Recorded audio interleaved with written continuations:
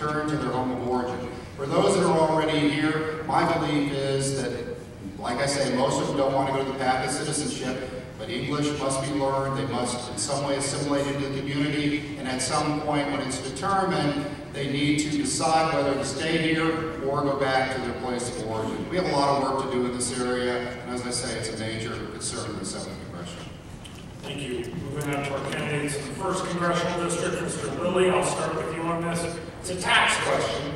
The question is, how about eliminating the capital gains tax at the federal level and also the tax on qualified dividends? Good idea? Bad idea?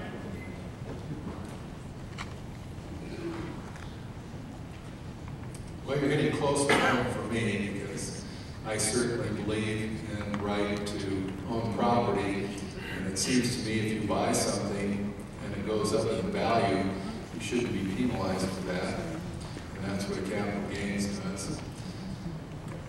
I would certainly, when it comes to capital gains tax and the estate tax or death tax, if you will, and any kind of dividend tax, I would abolish that.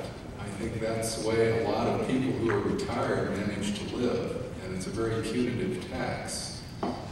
My objective in being your representative would see to it that there is a smaller federal government not spending your money frivolously and foolishly, like the bailout bill, where hundreds of billions of dollars can be sent to foreign banks at your expense. Let's keep that money here.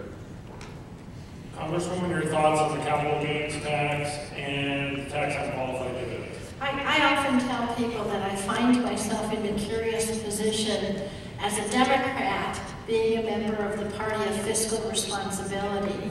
In 2000, when President Bush took over, we had a budget surplus and our budget was balanced.